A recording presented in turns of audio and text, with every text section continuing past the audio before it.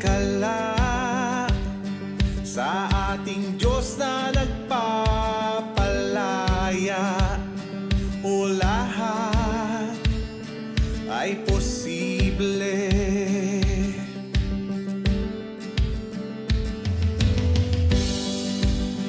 Hinati mo ang dagat pula, nagbigay ka ng daan. O lahat ay posible.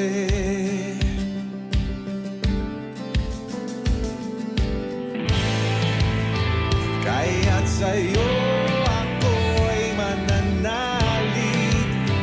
Ikaw ang Diyos ng langit at lupa. Ikaw ang Diyos na makapangyarihan. Lahat posible sa nananalig. Walang mahirap sa iyo. Lahat ng laban ay kakayanin kasama kita. Kasama kita.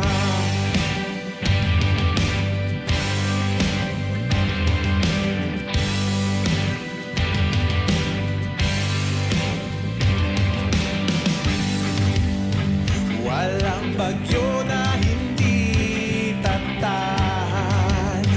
Mararanasan ang kapayapaan. O lahat ay posible.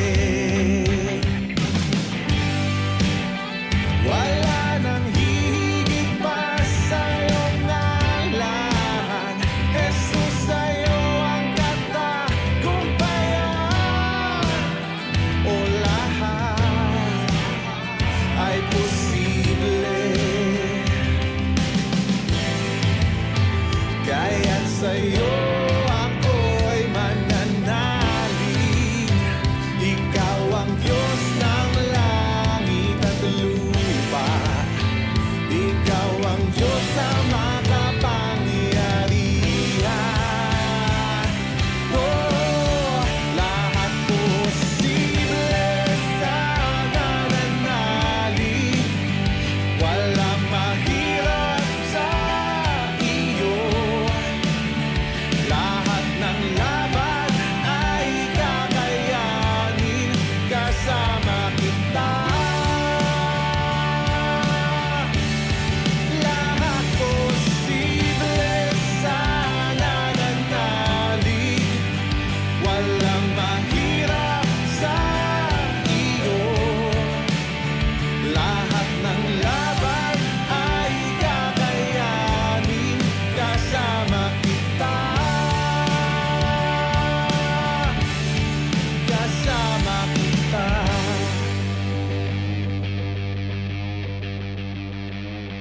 Sa isang salita mo ay may magbabago. Kagalingan, kaligtasan ay matatamo. Dakila, dakila, dakila ang ngalan mo.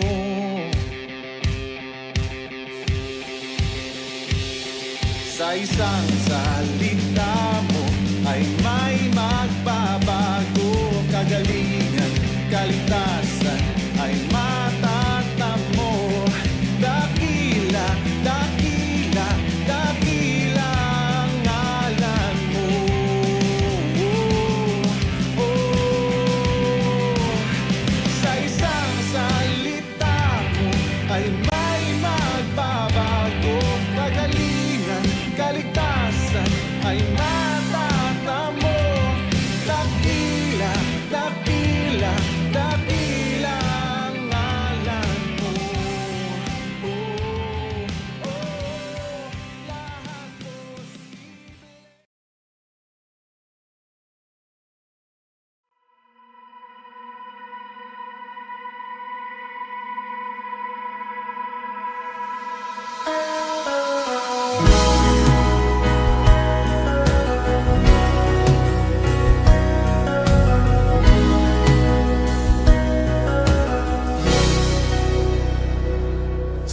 Yahweh ang tanging Diyos, may gawa ng lahat ng mabuti. Ang lahat ng nilikha mo'y sumasamba sa'yo. Ang aming baya'y pinupuri ka, itinataas, dinadakila. Ang aming puso ay isang umaawi sa'yo. Mapalad ang bayan na iyong ibinukod, mapalad ang bansang sa'yo lamang sumusunod. Maghari ka't manahan sa aming pagpupuri. Ikaw lang, O Diyos.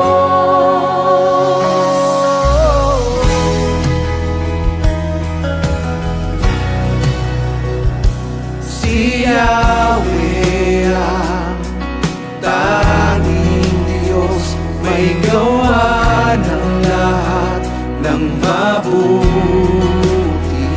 Ang lahat ng nilikha mo'y sumasamba sa'yo. Ang aming baya'y pinupuri ka, itinataas, dinadakila. Ang aming puso ay isang umaawi sa'yo.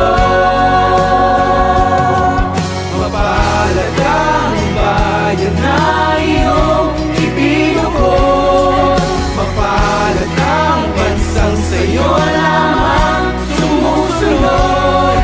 Maghari ka't manahan sa aming pagpupuri. Ikaw lang, O Diyos.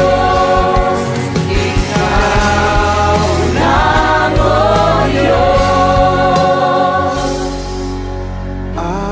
Alleluia, Alleluia. Pinupuri ka namin. Alleluia, Alleluia. Pinupuri ka namin. Alleluia,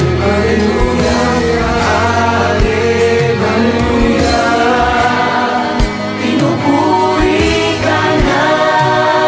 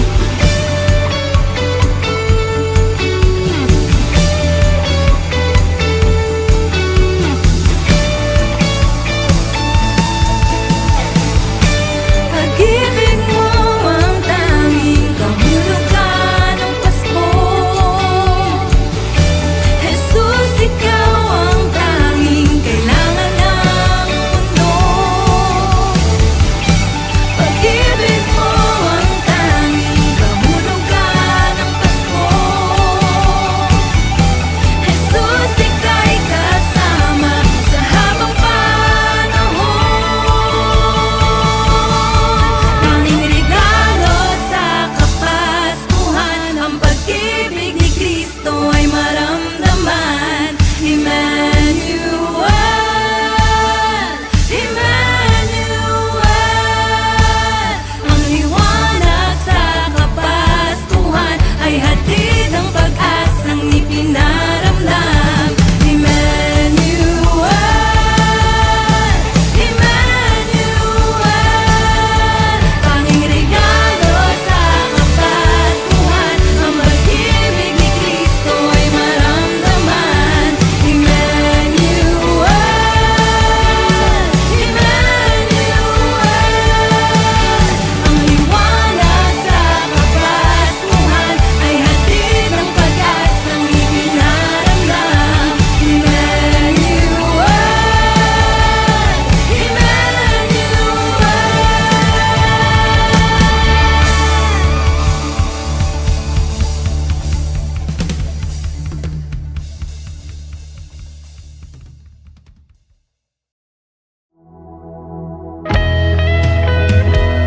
Tunay nga, Panginoon, na mas nanaisin ko ang isang araw sa piling mo kaysa sa 1,000 araw na wala sa presensya mo. Hallelujah.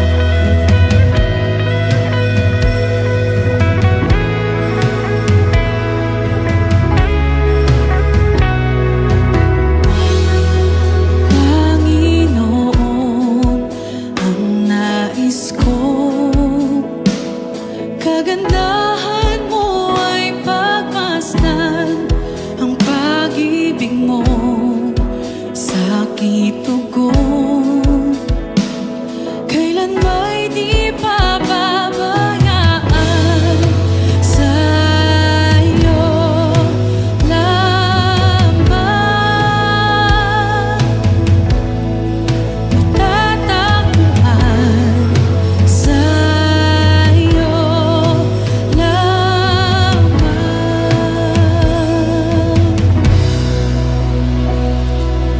Mananatili sa iyong lilim at sasambahin ka sa dakong lihim.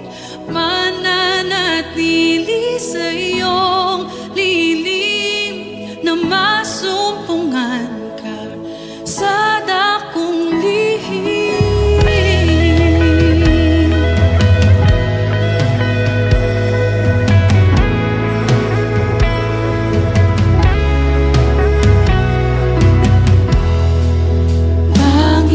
Panginoon, ang ngalan mo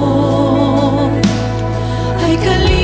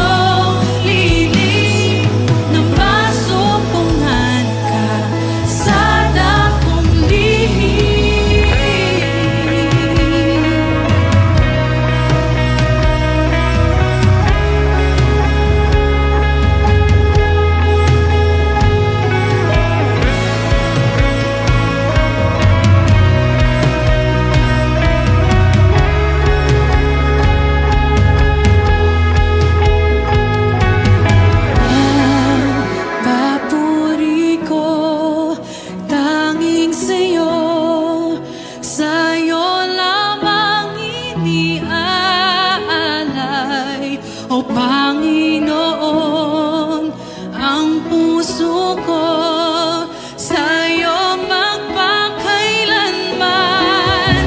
Ang papuri ko ay tanging sa'yo, sa'yo lamang inialay.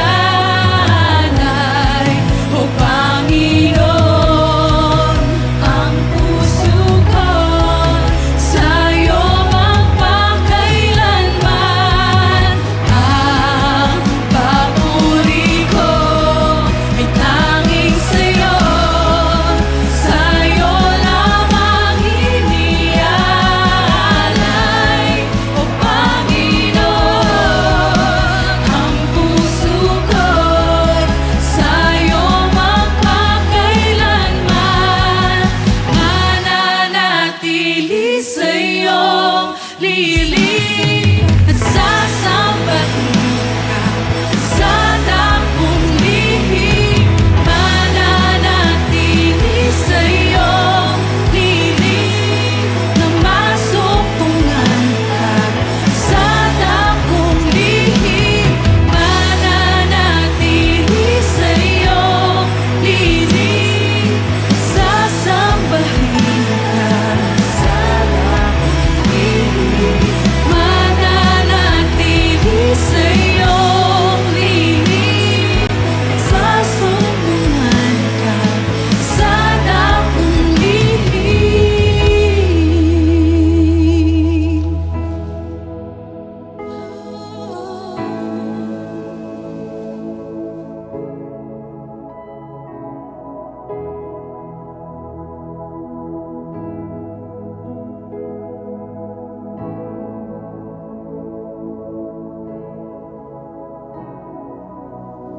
Mananatili sa'yong lilim, sasambahin ka sa dakong lihim. Mananatili sa'yong lilim na masumpungan ka sa dakong lihim.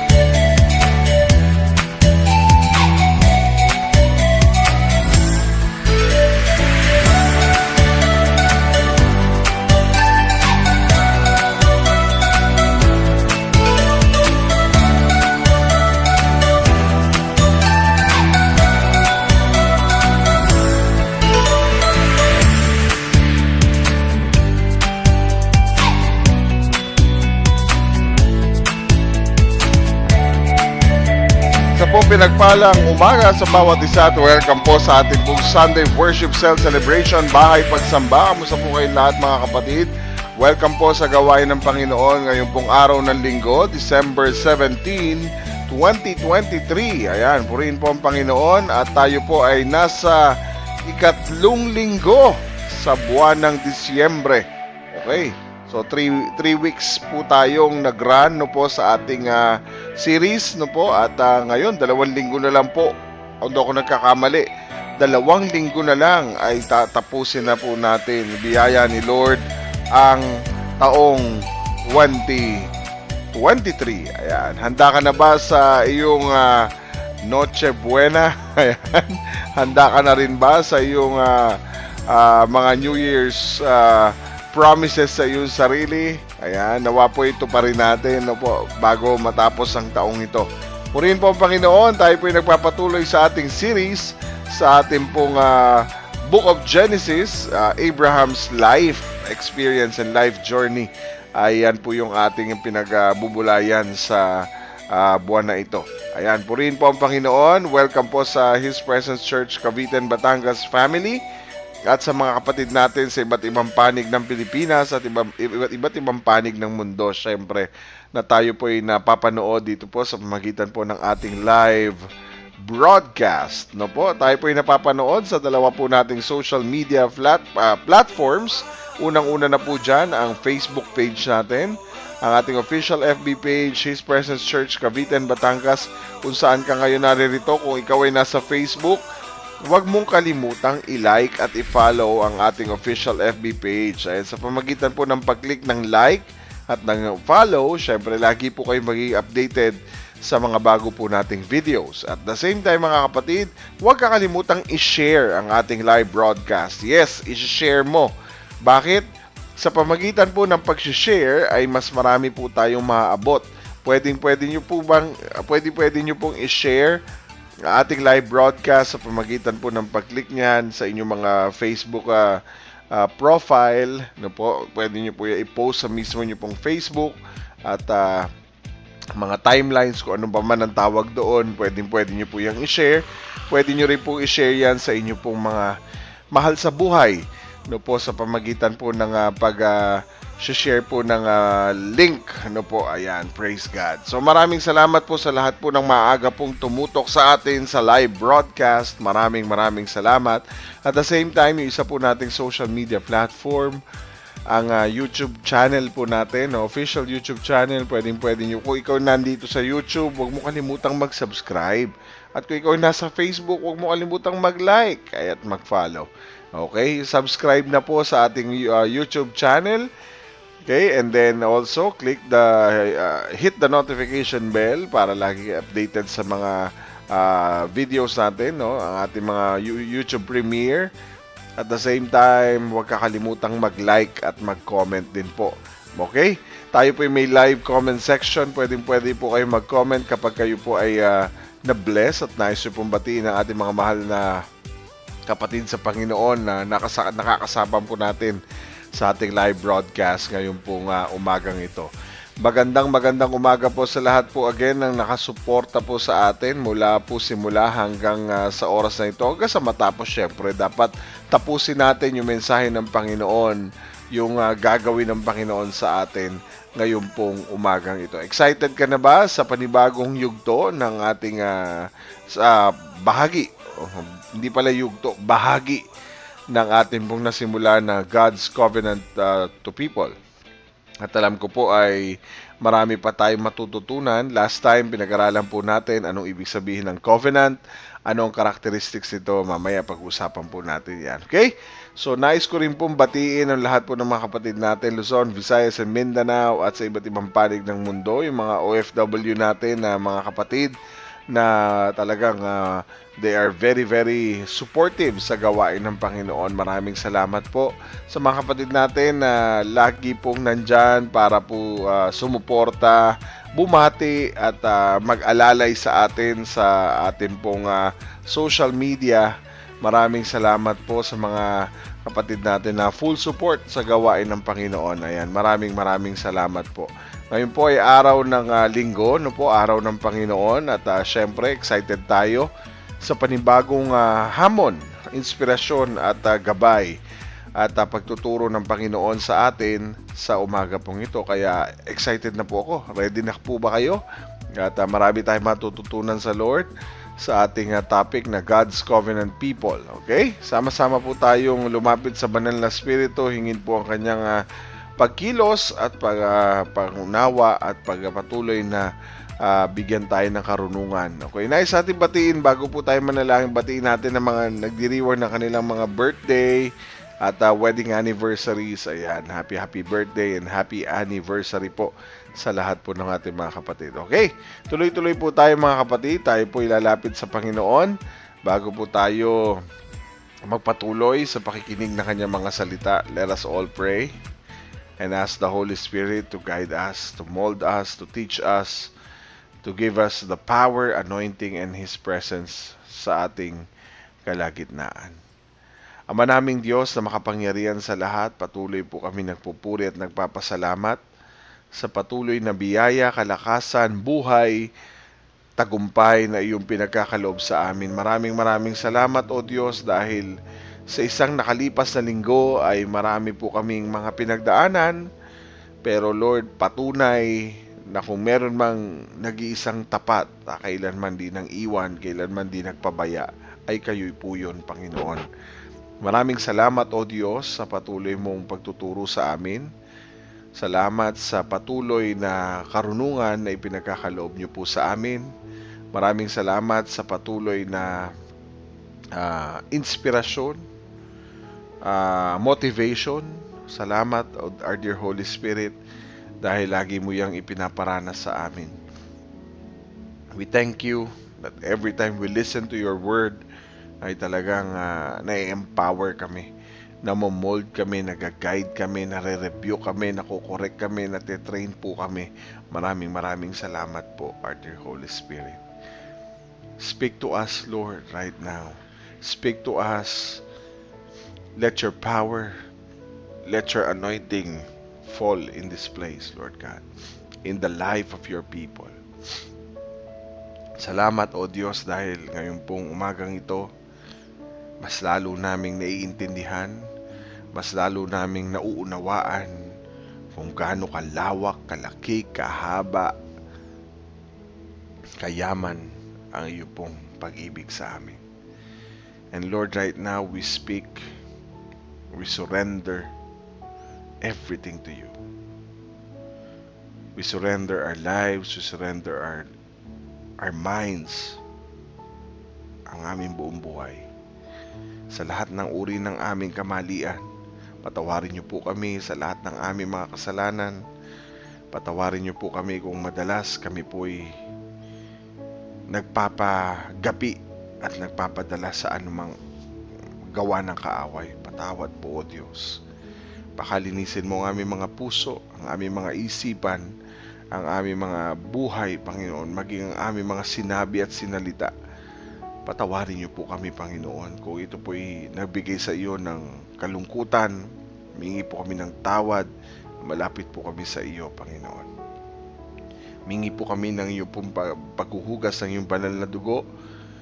At humingi po kami ng iyo pong patuloy na pagpapatawad. Alam namin, Lord, na kami po'y pinatawad mo na. Pero merong mga bagay na kami nagagawa sa araw-araw na maaaring hindi po namin na isusurrender sa iyo ng buo sa amin po mga buhay. Kaya Lord, we ask you, O dear Holy Spirit, to speak to us. Let your anointing fall. Let the wisdom, anointing, knowledge, guidance, understanding be upon all of us. Use your servant, O God. Speak through your servant, O God. And let the message, Lord God, of hope na ibibigay mo sa amin ay patuloy, Lord, naming maranasan sa umaga pong ito. Maraming salamat, O Diyos. Patuloy naming ibinabalik ang lahat ng papuri sa iyo. Be our pastor, be our mentor, be our speaker this morning, O God. Let your power continuously flow into the hearts and to the lives of your people, O God. Maraming salamat. We give you all the glory, honor, and praise as we worship you, as we praise you, Lord God. Maraming salamat po. Ibinabalik namin ang lahat ng papuri sa iyo lamang. Proteksyonan mo kami, O Diyos. Proteksyonan mo kami. Balutan mo kami ng iyong banal na dugo sa umaga pong ito. Maraming salamat po. Ito po ang aming panalangin sa tanging pangalan ni Kristo Jesus. Amen. Amen. And Amen. Okay. Praise God, mga kapatid. Tayo po ay nasa pagpapatuloy ng bahagi ng ating series sa Genesis chapter 17, God's Covenant People. Siyempre, nasa ikalabing-pitong bahagi na po tayo ng kabanata ng Book of Genesis. Marami pa tayong matututunan, marami pang ituturo ang Panginoon sa atin.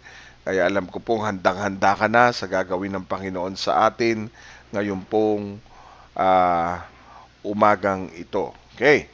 So sa pagpapatuloy po ng ating God's Covenant People sa ikalawang bahagi po ng Genesis 17, atin pong pinag-usapan yung definition ni Tom Schreiner, ano man ang pagkakabigkas ito, patawarin tayong mali.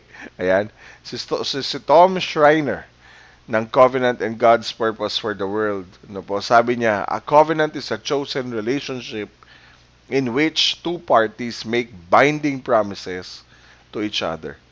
So, ipinapakita po sa atin ng definition na ito na ang isang covenant ay piniling relasyon ng dalawang tao, dalawang grupo, o dalawang nagkakaisang partido na kung saan gumagawa po sila ng mga pangako sa isa't isa na kanilang tutuparin. So ito'y piniling mong relasyon kapag ikay nakikipagkasundo, katulad ng Panginoon na nakikipagkasundo, nag-i-establish siya ng covenant sa atin. So ibig sabihin, may pangako na namamagitan po sa atin at sa Diyos. Okay? So pinapakita po sa atin ng Genesis 17 na ang Diyos ngayon ay nakikipagtipan, nagbibigay nagkakaroon ng covenant. Hindi lang po kung saan, kundi sa ating mga tao, no po, at pinapakita ng Panginoon last time kung anong klaseng characteristics meron ng covenant na ito. So pinag-usapan po natin na ang covenant is a relationship, okay? And also a covenant is a chosen or elected relationship. And also, number 3, pinag-usapan din po natin, a covenant relationship includes binding promises and obligation. Sa covenant po na ito, mga kapatid, isa po ang pinag-aralan natin last week kung sino ang nag-initiate ng covenant na ito. Ipinakita po sa atin ng Panginoon kung initiative po ng Diyos ang pangakong ito na makipagtipan sa atin. So, siya ang nagsimula, ibig sabihin, kumpiyansa tayo na kapag ang Diyos ang nag-take ng first ng initiative, nag-initiate, no? Siya ang nagsimula, kung siya ang gumawa, siya ang nanguna, ibig sabihin, kumpiyansa po tayo na sa kanya rin po nakasalalay at maganda ang katuparan nito. Dahil alam natin si Lord ang nagsimula ng kasunduan. Mas masarap po na ang Diyos ng paniwalaan nating nagsimula ng covenant, nagsimula ng kasunduan, kaysa sa naman sa tayo po ang nagsimula. Dahil alam naman po natin, sa simula lang tayo magaling. Sa simula lang tayo maayos. Pero pagdating ng kalagitnaan, hanggang sa matapos ay hindi na natin natutupad ang ating mga pangako, ang ating kasunduan sa harapan ng Diyos. So kaya nga mga kapatid, napakahalaga kung sino ba ang nag-initiate ng covenant na ito na sinasabi sa Genesis chapter 17. So ang Diyos ang nakipag-covenant kay Abraham, na dating Abram, na ginawang ama ng maraming bansa, kaya siya ay naging Abraham, at si Sarah, na dating Sarai, na ngayon ay Sarah na, dahil siya ay magiging ina ng maraming bansa. At nakita po natin kung paano nag-evolve yung kanilang buhay matapos ang kasunduang ito. Okay? At pinakita ng Diyos sa simula pa lang sa verse 1 kung sino siya at kung anong klaseng Diyos siya. Siya ang ating El Shaddai. Siya ang makapangyarihan nating Diyos. At sinasabi niya kina Abraham at Sarah that I am your God Almighty. Ako ang makapangyarihang Diyos. Ibig sabihin, siya ang gumawa siyang makapangyarihang Diyos na gumawa ng supernatural turnaround sa buhay ni Abraham at ni Sarah, na ginawang ang isang baog na babae ay nagkaanak, and that is a supernatural power of God, no po, at ang isang imposibleng pangyayari dahil sa kanilang mga edad ay pinangyari ng Diyos ang kanyang pangako sa buhay po ng mag-asawang Abraham at Sarah. So, ibig sabihin, ang covenant na ito, ang covenant na initiate ng Lord at sinimulan ng Diyos, is all about the power of God. No? a covenant, this covenant, mga kapatid, would be fulfilled through the power of God. Na parang sinasabi ng Diyos, Abraham, hindi mo na kailangan panghinaan ng loob. Abraham, kahit na matanda ka na, hindi mo kailangan ma-depress dahil ganyan na ang edad mo at wala ka pang anak. Hindi mo kailangan daanin sa sarili mong diskarte, Sarah. At Abraham, ang lahat ng ito, dahil lahat ng ito, ang inyong buong buhay, ang inyong kinabukasan ay nakasalalay sa makapangyarihang kamay ng ating Diyos Ama. Ibig sabihin, ang Diyos ang nagsimula, ang Diyos ang nangako, ang Diyos ang tutupad. Amen? So, naalaman po natin na sino ba ang nag-initiate ng covenant na ito? Walang iba kundi ang Diyos. Ngayon, ang tanong natin, ano-ano ba ang napapaloob o nakapaloob sa covenant na to, sa mga pangako ng Diyos na ito kay Abraham? Okay. May tatlong pinangako ang Diyos na nakapaloob sa covenant na ito. Okay?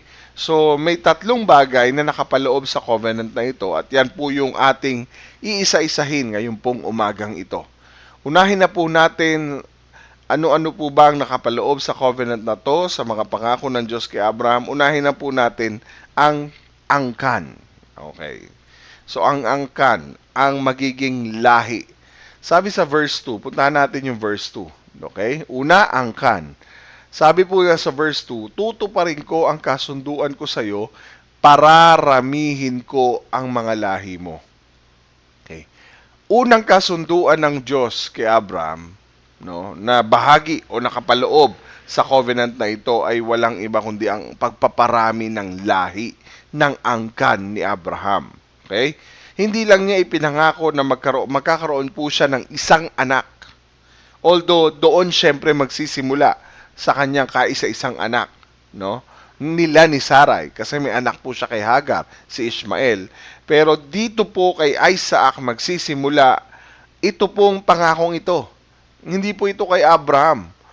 No? Hindi po ito kay Abraham dahil si Abraham ay limited na. Pero hindi ba kaya ng Diyos yun? Kaya ng Panginoon yun. Kaya ng makapangyarihang Diyos yun. Pero hindi sa Kanya nakatakda, hindi sa Kanya mangyayari ang pagpaparami ng lahi, kundi ang katuparan ng kasunduan sa pagpaparami ng angkan ni Abraham at ni Sarah ay mangyayari kay Isaac. As I remember Genesis 12:2, sinabi ng Panginoon, no, yung kanyang pangako was far greater than kung ano man ang iniisip ni Abraham. Ang sabi ng Lord, I will make you a great nation. No? Sinabi niya po yun. At sinabi niya sa previously na magiging sindami ng mga alikabok sa lupa, magiging sindami ng ang lahi ni Abraham, na sindami ng bituin sa langit, ang lahi niya. Genesis 13:16, kung doon nagkakamali. Genesis 15:5, binanggit din po yan. And dito sa chapter 17, ano ba ang intensyon ng Diyos? Okay? Ano ba ang plano ng Diyos? Ang sabi ng Lord sa English ay, that I may multiply you greatly. Pararamihin ko ang mga lahi mo. And this is an intention of the one who make a covenant. I will multiply you greatly. So kung kay Adan at kay Noah, inutos ng Diyos, ang utos ng Diyos kay Noah at kay Adan, be fruitful and multiply. Kay Abraham naman po, yung pinangako ng Diyos, iba. Pararamihin ko. That I may multiply you greatly. Iba po yung pagkakasabi ng Diyos kay Adan at kay Noe. Be fruitful and multiply. Magpakarami kayo. No? Kayo ang magpaparami. Kayo ang magmumultiply. Ang sabi naman ng Panginoon kay Abraham, pararamihin ko ang mga lahi mo. Pero hindi lang dami ang emphasis o binigyan diin ng Panginoon, kundi kung sino ang manggagaling sa Kanya. So, hindi lang great nation, no, in terms of number, ang ipinangako ng Diyos, pero yung sinasabi ng Panginoon dito is yung greatness, yung pagiging dakila, pagiging tanyag ng lahi mo. Okay? Ibig sabihin, hindi lang great nation in terms of number ang pinag-uusapan ng Lord. Ang pinag-uusapan dito is the greatness in terms of superiority na manggagaling sa lahi ni Isaac. Bakit? Imagine, sabi sa verse 6, punta tayo sa verse 6. Pag pinarami na sila ng Diyos, pararamihin sila, ang lahi ni Abraham, pararamihin ng Diyos. No po? At magtatayo, sabi nga, I will make you great nations eh. Ibig sabihin, to make you great, kailangan magtatayo ka talaga ng isang imperyo, isang kaharian. Yun po yung sinabi na greatness. No? Sa panahon po sa mundo, kailangan para may mapatunayan ka to be called you great. The great, ganyan. The great, na may kadugtong. Kailangan may mapatunayan ka sa buhay. No? Sa mundong ibabaw. Kaya nga sabi ng Lord, I will multiply you, I will multiply you greatly sa English eh. No po? Dito po, gagawin talaga ng Diyos ito. Ang Diyos ang gagawa. So, mula sa lahi ni Abraham, lahat ng lalabas sa lahi nito ay hindi lang siya pagpaparamihin, hindi lang siya dadami, kundi sila po ay pagpapalain. They will become great. No? At para matupad yun, mga kapatid, dito po sa verse 6 nangyari yun. Pararamihin ko ang mga lahi mo at sabi ng Panginoon kay Abraham, magtatayo sila ng mga bansa. Wow. Grabe, great talaga, no? At ang iba sa kanila, hindi lang basta nagtayo ng bansa, sila ay magiging hari. Okay. Dito magsisimula ang mga hari. Amen? So, sabi sa verse 6, ito po ay patunay na kung saan ang haring manggagaling dito sa lahi ni Abraham, no, ay galing sa 12 tribes, no? Yung 12 tribo, 12 tribes of Israel, no? So makita natin nang galing sa lahi ni Abraham, Isaac, tapos papunta kay Jacob, no? So ang haring yan, natupad po, manggagaling talaga yan sa tribe ni Judah, no? Ang haring yan na tinutukoy dyan, nanggagaling sa tribe ni Judah, magsisimulang matupad sa pamagitan ng lahi ni Judah, napunta kay King David, malulubos sa pagdating ni siyempre, naging hari din ang anak ni Haring David, si King Solomon, lumabas po dyan ngayon. Sa dulo nito, galing sa lahi po, siyempre, lumabas na po yung ating tagapagligtas at ang ating Panginoon. Galing po sa lahi ni Haring David, ang ating Panginoong Hesukristo, the son of David and the son of Abraham. Ibig sabihin, yun po yung Abrahamic lineage. Amen? Yung Messianic line. So, ibig sabihin, mga kapatid, in Matthew chapter 1, verse 1, mababasa nyo po ang genealogy ni Jesus kung saan po siya nagmula. Okay? Kung saan siyang angkan nagmula. Ibig sabihin, sa Genesis 17, verse 6 and Genesis 17, verse 2, ipinakita po ng Diyos na sa angkan na ito magsisimula na pararamihin ang Diyos at gagawin niyang great nation. Bakit nga magiging great? Diyan naman lumabas ang ating Panginoon at tagapagligtas. Amen? So napakasarap na tayo po'y naging bahagi ng lahi ni Abraham dahil kay Kristo Jesus. Hindi naman tayo talagang Gentiles tayo. So, Jews sila eh. So, ibig sabihin mga kapatid, hindi tayo talaga bahagi ng angkan o lahi. Pero dahil kay Jesus, we are adopted. No, tayo po ay napabilang sa lahi ni Abraham. Dahil bakit? Ano nangyari? Dahil kay Jesus Christ. When we accepted Jesus Christ as our Lord and Savior, binigyan tayo ng right to become a children of God. So, tayo po ay bahagi, no, ng ng pamilya ng Diyos, ginawa tayong anak ng Diyos, at bilang anak ng Diyos, si Jesus Christ, bilang panganay sa pamilya, panganay sa lahat, siya po ang naging dahilan kung bakit tayo naging bahagi ng lahing pinagpala mula sa lahi ni Abraham. Nakukuha niyo po yung ibig ko sabihin, mga kapatid. So, hindi lang tayo tinawag na be fruitful, multiply. Hindi, sabi ng Lord, pararamihin ko. Okay? I will make. Because siya nga po ang ating El Shaddai, siya ang makapangyarihang Diyos, kayang-kaya niyang gawin ito. Amen? At hindi lang basta pagpaparami, kung hindi gagawin niyang great and mighty nations ang lahi ni Abraham. And lumabas po yan sa buhay ni Jesus Christ. Amen? So, sumunod po, hindi lang angkan ang napapaloob sa covenant na ito ng Diyos para sa mga tao at kay Abraham, kundi pangalawa, pinangako din po o napapaloob din po dito yung lupain. Lupain, mga ari-arian. So, hindi lang angkan ang ipinangako ng Diyos kay Abraham, ipinangako din ng Diyos sa kanya ang mga magiging ari-arian nito. No? Sa verse 8 ng Genesis 17, nung una, mga dayuhan lamang kayo. No?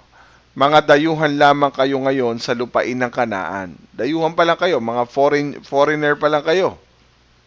Hindi pa kayo dyan, alien pa kayo dyan. Hindi pa nyo pag-aari ang lupain ng Kanaan. Pero ano sabi ng Panginoon? Dayuhan pa lang kayo ngayon, no? Sa lupain ng Kanaan, pero ibibigay ko ang buong lupain ng Kanaan. Ang Kanaan ay ang lupang pangako. Ibibigay ko ang buong lupain ito sa iyo, sa iyo, Abraham, at sa mga angkan o lahi mo. Sabi po ng Lord kay Abraham, magiging inyo na ito. Anong tinutukoy na magiging inyo? Yung lupain ng Kanaan, ang lupang pangako. Kaya siya tinawag na lupang pangako. Ito'y pinangako ng Diyos kay Abraham na magiging sa kanya at sa kanyang mga lahi ang buong lupain na ito ng Kanaan.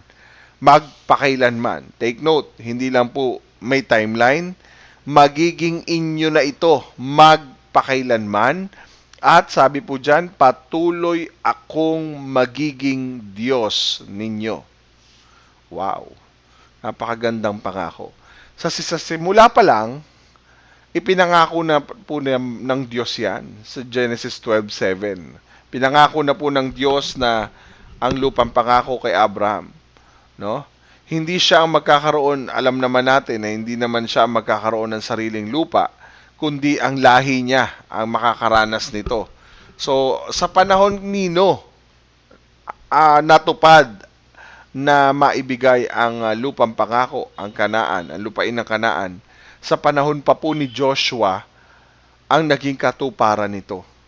So, ano po ang ma-amaze ka sa Panginoon? Makikita mo sa Kanya na kapag siya'y nangako, pag siya'y nagsimula ng isang kasunduan, talagang sinisimulan niya, ginagawa niya, tinutupad niya, pinangyayari niya. Amen? So, nakakatuwa sa Panginoon, makikita mo na very organized ang Diyos. No? So, una, pararamihin ang angkan. Pangalawa, dadami kayo, pero wala kayong sariling inyo. So, kasama sa aking kasunduan, kasama dyan ang lupain. So, paano ka magiging tanyag na bansa? Paano ka magiging hari kung wala kang sariling pamumunuan? Okay? So, magkakadugtong po yan. Sumunod, pangatlo, at panghuli, syempre, para makita nyo kung gaano ka makapangyarihan ng Diyos, hindi lang lupain ang kaya niyang ibigay, hindi lang angkan ang kaya niyang paramihin, kung hindi gusto niya ring maranasan natin. Teka, baguhin ko to. Hindi po ito number 3, ito po ay number 2, ito po ay number 3. Ayan, 3. Antok. Ayan, number 3. Ayan, pagpapala. Okay? Genesis 12 verse 2 to 3, 5 beses pong binanggit ang salitang pagpapalain kita. I will bless you. No? Na nag-i-indicate naman sa pamagitan ni Abraham na magkakaroon ng reversal. Yung sumpa na dulot ng kasalanan ni Adan, no? Nagkaroon ng reversal sa Genesis 12, 2 to 3 sa mga pangako ng Diyos. At ang pagpapalang ito ay hindi lang para kay Abraham, hindi lang para kay Abraham, kundi sa Israel din. Ito ay kasama din dito ang lahat ng lahi na nasa buong mundo. Kaya nga sabi sa verse 3 ng Genesis 12, 2 to 3, in you all the families of the earth shall be blessed. So pinakita po hindi lang kay Abraham, hindi lang sa Israel, kundi para sa lahat ng lahi sa buong mundo na magmumula sa lahi ni Abraham. Sa chapter 17, binigyan din po ito sa pamagitan ng papalit ng pangalan ni Abraham. So, yung reversal ng curse into blessing, yan po yung maganda sa Panginoon. Sa chapter 17, binigyan din ng Panginoon, verse 4 and 5, sabi po sa verse 4, saganang akin, ito ang aking kasunduan sa iyo. Magiging ama ka ng maraming bansa. Okay? Sabi ng Lord, magiging ama ka ng maraming bansa. Mula ngayon, hindi na Abram ang itatawag sa iyo, kundi Abraham, dahil gagawin kitang ama ng maraming bansa. Bakit sa panahon na ito ay napakahalaga nitong pangyayari ng shifting ng pangalan? Bakit?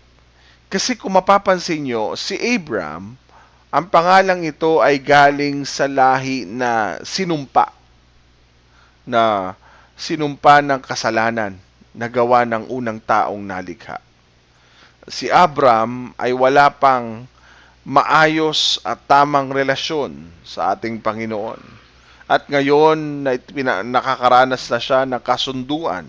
At ngayon ang Diyos ay nakikipagkasundo kay Abraham o kay Abram, hindi pwedeng ang kanyang maging buhay ay buhay na puno ng sumpa at bahid ng kasalanan. Ang Diyos ay nais niyang mangako at makipagkasundo sa isang nilalang o sa isang nilikha na katulad ni Abram, na kailangang mabago ang kanyang kaisipan at mabago ang kanyang prinsipyo, mabago ang kanyang buhay at makita niyang hindi na siya ang dating Abram na makasalanan, kundi siya na ngayon ang Abraham na ginawa ng Diyos na ama ng maraming bansa. Amen? Ibig sabihin ng salitang Abram ay exalted father, no? Na maaaring tumutukoy sa angkan na pinanggalingan niya, kaya po yan tinawag na Abram. Dahil exalted father, pinanggalingan sa dati niyang angkan. Yung Abraham naman is the father of a multitudes of nations, na siyang indication naman ng kanyang magiging future. So ngayon, ang future ni Abraham, he will be the father of a multitude of nations. No? Na siya namang indication na yan po yung magiging future ni Abraham. Ganun din, hindi lang po si Abraham, ganun din kasama syempre ang nakita natin dito sa verse 17, verse 1, ipinakita po ng Diyos na siya ang makapangyarihang Diyos. So, ibig sabihin, dahil siya'y makapangyarihang Diyos, siya ang nag-initiate ng lahat ng ito, ipinapakita lang po sa atin ng Panginoon na kayang-kaya niyang ayusin, kayang-kaya niyang baguhin ang isang tao mula sa pagiging makasalanan patungo sa pagiging pinagpala. Okay? Tingnan natin, hindi lang po si Abram, kasama po si Sarai. Sinabi pa ng Diyos kay Abram tungkol naman sa asawa mong si Sarai, hindi mo na siya tatawaging Sarai ngayon, kundi mula ngayon ay Sara na ang itatawag mo sa kanya. So naiba lang ng konti ang spelling, no? Tinanggal lang ng kaunti yung letter I, ginawang Sara na dahil siya ay tatawaging ina. Sabi po sa verse 16, siya ay tatawaging pagpapalain ko siya at bibigyan kita ng anak. Sa pamagitan niya, magiging ina siya ng maraming bansa at ang iba niyang mga lahi ay magiging hari. Ibig sabihin mga kapatid na iba lang ng konti ang spelling, pero parehas po yan mga kapatid. Ibig sabihin yung Sarai, maaaring tumutukoy sa kanyang noble decent personality ng buhay ni Sarai. Yung Sarah naman, ito na po yung kanyang tinatanaw. Instead of being a noble, decent person, now, she is now a noble descendant. No? Ibig sabihin, sa kanya lalabas ang mga lahi na kung saan magiging mga hari, no? Magiging great. So, bakit significant? Natanong niyo po ba, bakit significant ang pagpapalit ng pangalan sa pangako ng Diyos kay Abraham? No? Bakit? Ang pagpapalit ng pangalan is for constant remembrance. Ibig sabihin, ito'y magiging paalala sa kanila. No? Tayo pong lahat mga kapatid, para mas lalo nating mailagay yung ating, mai-apply ngayon, yung ating sitwasyon sa buhay ni Abraham at ni Sarai. Pag tayo'y dumadaan sa mga matitinding mga pagsubok ng buhay, kapag tayo po'y dumadaan sa mga mabibigat na pasanin, mga mabibigat na pagsubok, mabibigat na suliranin, mabibigat na mga problema na ating kinakaharap. Sa maraming nangyayari sa buhay natin, hindi ba't kailangan natin na tinatawag na constant remembrance or constant reminder ng pangako ng Diyos para mabalik yung ating apoy, maibalik yung ating naisin na tayo po ay manampalataya at magtiwala sa Panginoon. Minsan, ipinapaalala sa iyo na hindi na ikaw ang dating ikaw. Wala na ang dating ikaw. Ikaw ay bago na dahil kay Kristo. Ibig sabihin, laging ipapaalala ng Diyos, Abraham, hindi na ikaw si Abram, dahil ako'y nangako sa iyo, ang Abraham ang magpapaalala, ang pangalang Abraham ang magpapaalala sa iyo ng aking kasunduan sa iyo. Ibig sabihin mga kapatid, kung tawagin si Abraham na Abraham at paulit-ulit niya itong maririnig, paulit-ulit din maririnig ni Sarai na ang pangalan niya ngayon ay Sarah. So anumang hirap ng paghihintay na dinadaanan nila, anumang hirap na kanilang pagdadaanan, anumang hirap o gaano makatagal ang pagtupad ng Diyos sa kanilang pangako, lagi nilang maaalala na may isang makapangyarihang Diyos na katulad ni Yahweh El Shaddai ang nangako sa kanila at magpapaalala sa kanila na mayroong Diyos na makapangyarihang nagsasalita at nangangako sa kanila sa oras na ito. Nawa mga kapatid, yung pangalan natin, napakalaking bagay ngayon na dapat mapalitan ng Diyos ang pangalan mo. Yung dating Marvin na matatakutin, palitan mo na ngayon ng Marvin na nagtitiwala sa Diyos. At Marvin na hindi natatakot dahil may Kristong kasama siya. Napakahalaga ng pagbabago na gagawin sa atin ng Panginoon. Lagi nating lagyan ng mga paalala ang ating mga buhay na minsan sa ating buhay na may Diyos na nangako sa atin na hindi niya tayo iiwan, hindi niya tayo pababayaan, hindi niya tayo pagkukulangin dahil may Diyos na nagmamahal sa atin ng lubos. Kung nalilimutan mo at nawawalan ka ng loob, ipaalala mo sa sarili mo. Ipaalala mo sa sarili mo kung sino ang Diyos na tumawag sa iyo. Ipaalala mo sa sarili mo kung anong klaseng buhay ang meron ka, kung sino ka at kung ano ka, para maibalik mo sa iyong sarili yung pananampalatayang inilagay ng Diyos sa puso mo.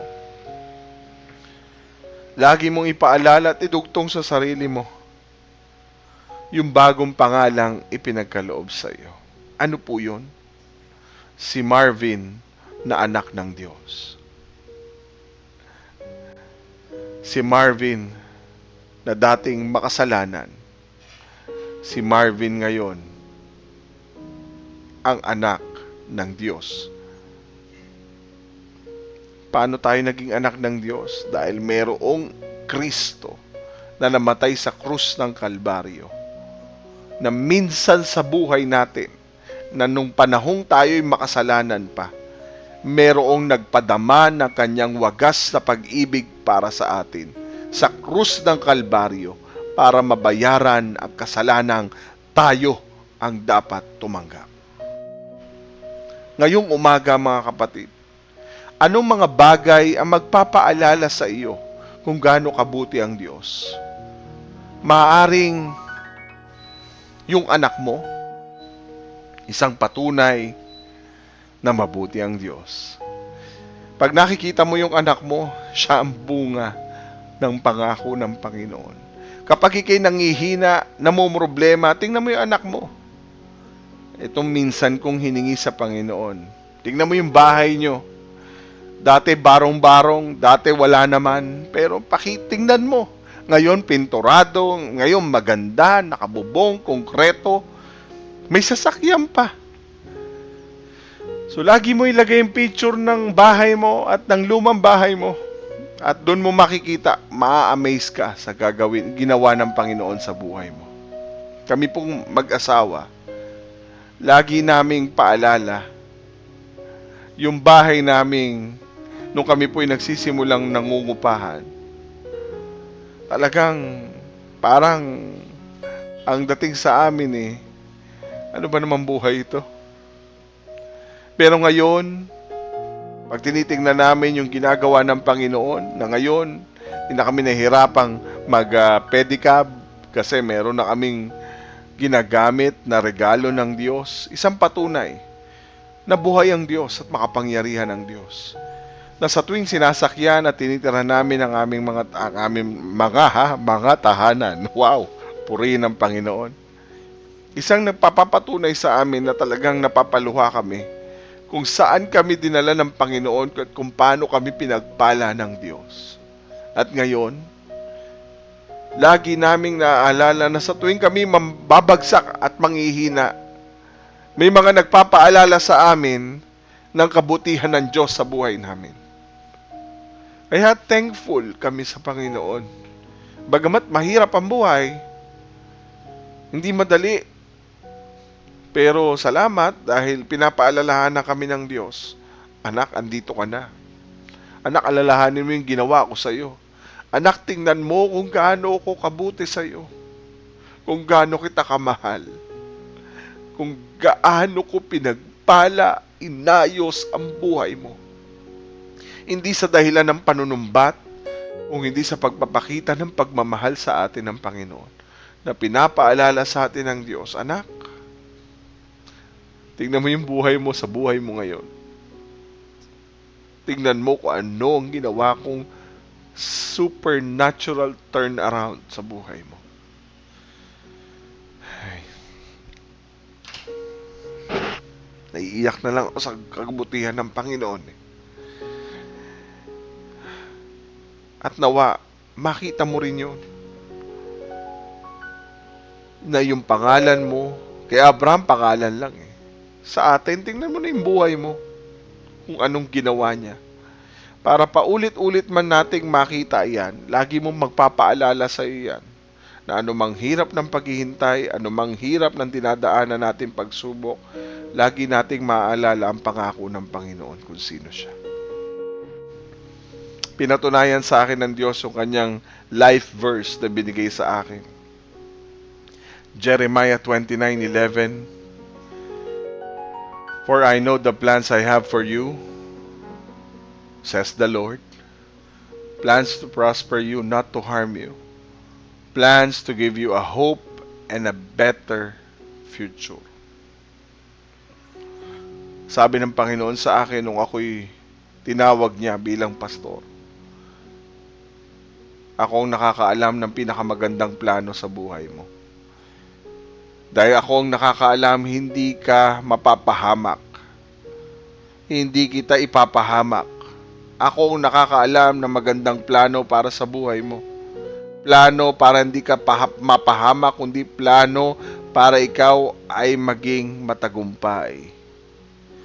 Plano na mapapabuti ang buhay mo. At sabi po doon, siyang nakakaalam na magiging kinabukasan ko. Bakit ka mag-aalala kung ang Diyos ang nakakaalam ng magiging kinabukasan? At sinabi yan sa akin ng Panginoon, sumunod ka sa akin. At the age of 22, after ng aking graduation ng college, sumunod ako sa Panginoon. Wala po akong naaalala ngayon kundi pasasalamat na sa loob ng ilang taon ng aking buhay, sa loob ng maraming taon, hindi ako pinabayaan ng Panginoon. 12 years old nang makilala ko siya, until now, 2023, isa lang ang naaalala ko, kung gaano kabuti ang ating Diyos. Hindi niya ako pinabayaan. He is my provider. He is my shepherd. Hindi niya ako pinagkulang. Ganon din po sa atin, mga kapatid. Iligoy mo yung mata mo nang makita mo kung gaano kabuti ang Diyos. At magpaalala nawa sa atin na bago ka manghina, tingnan mo kung nasaan ka ngayon at kung anong kabutihan ng Diyos ang ginawa niya sa buhay mo. At saka babalik yung katapatan mo. Saka magpapaalala sa iyo. Kaya napakahalaga ng constant reminder. Kung malilimutin ka, gumawa ka ng mga paalala. O yan, no? Minsan, tanda mo yan. Ganyan ang ginawa ko sa buhay mo. Diba? Praise God. Hallelujah. I thank God for this wonderful message. Dahil binago nito ang aking prinsipyo, binago nito ang aking pagtingin sa aking Diyos. Grabe. You will appreciate everything na ginawa ng Diyos sa buhay mo. I hope and pray na ganun din sa buhay mo. Yung ginawa ng Panginoon, makita mo rin. Ma-appreciate mo din. Kung nasaan ka na ngayon, isa lang ang sasabihin mo, thank you, dear Jesus. Mga kapatid, bago tayo magwakas, bago tayo manalangin, pwede ba tayong umawit sa Panginoon? Pwede ba nating awitan si Lord ng pasasalamat? Pasasalamat sa ating dakilang Diyos na napakabuti sa lahat. Umawit tayo ng pasasalamat sa Panginoon. Awit ng pasasalamat, awit ng pagsamba sa Kanya. Dahil dakila at karapat dapat siyang pasalamatan. Awitan natin siya. Okay? Awit tayo mga kapatid bago tayo manalangin. Huwag kaya alis mga kapatid ha. Aawit lang po tayo muna sa Panginoon at magpasalamat. Awitan natin ang Panginoon ng awit ng pagsamba. Let's worship the Lord.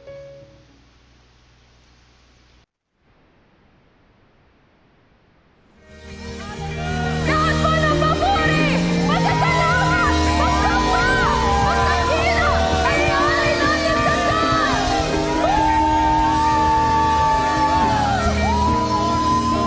Mapapupuring pasasalamat. Taos pusong pasasalamat mo ay para sa'yo lang.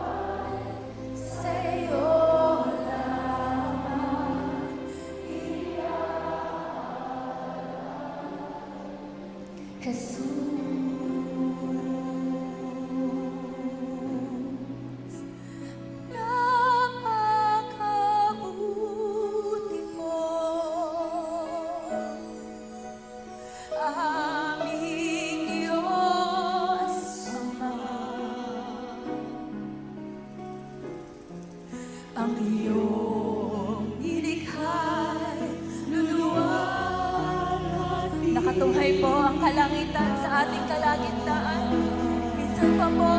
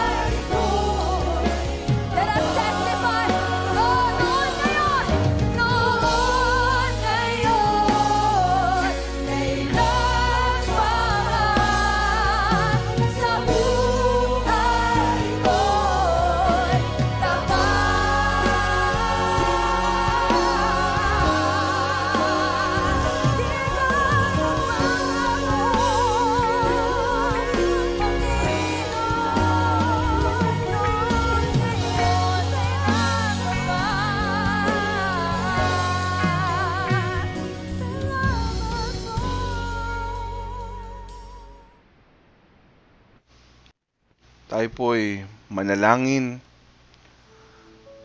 Ama naming Diyos, kami nagpapasalamat sa iyo. Salamat sa iyong mga pangako, salamat sa iyong kasunduan sa amin. Salamat Lord dahil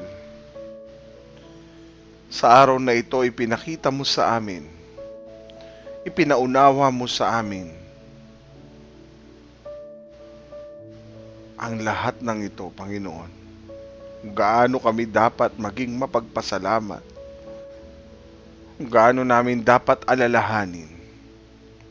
Mula simula hanggang sa araw na ito at sa mga susunod pang araw sa aming buhay sa iyong biyaya.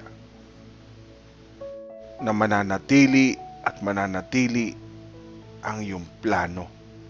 Mananatili at mananatili ang iyong kasunduan.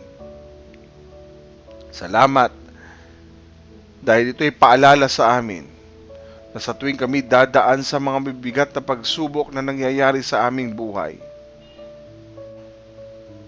kailangan namin ng constant reminder ng pangako mo, O Diyos, para manumbalik at lalo kaming manampalataya at magtiwala sa iyo.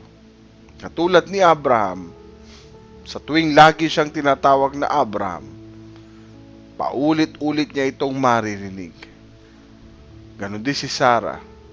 Paulit-ulit nilang maririnig na kanilang pangalan ngayon mula sa Abraham, Abraham, mula sa Sarai, Sarah.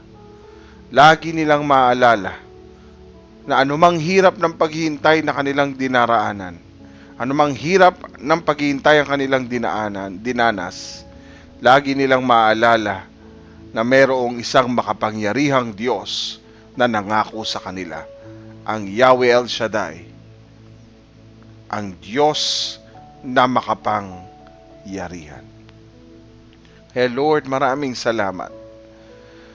Sa mga pangako at paalalang ito, isang naging malaking hamon sa amin na laging alalahanin ang iyong ginawa sa aming buhay.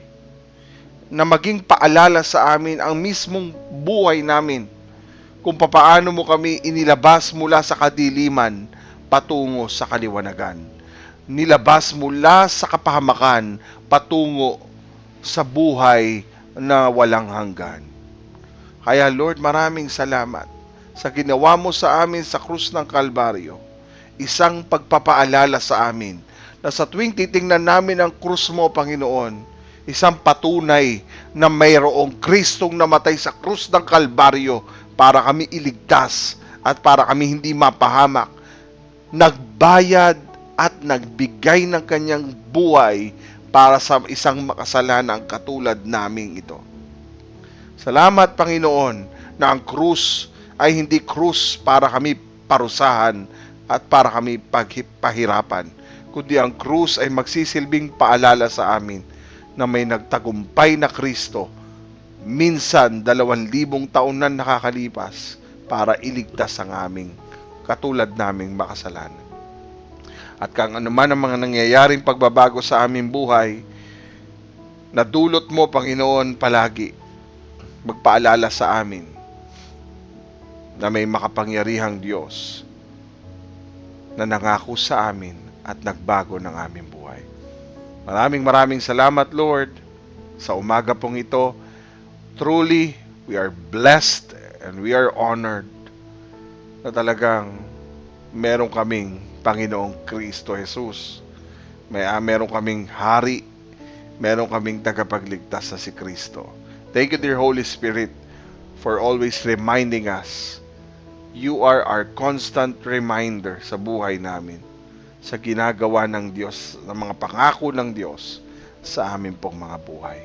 Maraming salamat po, our dear Father God, for everything na dahil sa pagmamahal mo sa amin ng sobra-sobra. Salamat po, Panginoon. We bring back all the glory, honor, and praise to you, O God, in Jesus Christ's name. By the power of our dear Holy Spirit. Amen. Amen and amen. Mga kapatid, kung ito po ay nagbigay sa iyo ng matinding inspirasyon, hamon, para mas mapalapit sa Panginoon, just message us.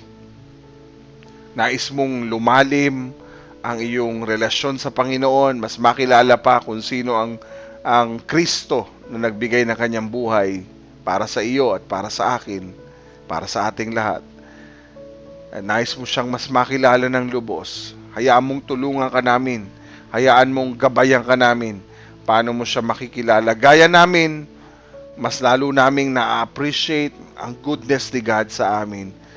Lalo na nung mas lalo naming in-involve si Jesus sa aming buhay. In-involve ang Word of God sa aming buhay at tumatag ang aming relasyon sa Kanya sa tulong at biyaya ng bawat isa sa amin na naririto. Salamat sa mga taong ginamit ni Kristo ng Diyos para kami mas lalong lumago ang aming spiritual na relasyon sa iyo. Hindi ka nag-iisa, kapatid. May kasama ka sa iyong paglagong spiritual. Andito po kami at handa po naming tulungan ka na lumago sa iyong spiritual na pananampalataya. God bless you. I hope and pray na patuloy na naging pagpapala sa biyaya ng Diyos ang mensaheng ito. At kung ito'y hindi mo na napakinggan na ng mabuti at late ka nang nakarating, pwede nyo pong ulitin ito dito sa ating Facebook page or pwede nyo pong panoorin sa ating YouTube channel. No po, maraming salamat po sa inyo. Maraming salamat din sa patuloy na sumusuporta sa gawain ng Panginoon. Mula simula hanggang sa oras na ito, salamat sa inyong katapatan sa ating Diyos na buhay. Maraming salamat po. Binabalik namin sa Panginoon, binabalik natin sa Panginoon ang pinakamataas na papuri at pasasalamat. Ako po si Pastor Marvin Marquez, Senior Pastor ng His Presence Church, Cavite, Batangas, na nagpapaalala sa inyo na meron tayong makapangyarihang Diyos, ang ating Yahweh El Shaddai, na nangako sa atin, no? Nangako sa iyo na kanyang pararamihin ang iyong angkan, bibigyan ng ari-arian ng lupain, at sabi ng Panginoon kay Abraham, pagpapalain ang kanyang buhay. Muli, abangan natin ang susunod na bahagi. Hindi pa po ito tapos, mga kapatid. Magkita-kita po tayo sa biyaya ng Panginoon sa pagpapatuloy ng ating series patungkol sa God's Covenant People. God bless you. To God be all the glory. Happy weekend, everyone. God bless you. God bless you. And I hope you will support us through your faithfulness in terms of your giving sa inyong tithes and your offering sa Panginoon. God bless you more and more sa iyong buhay. God bless you. To God be all the glory. God bless.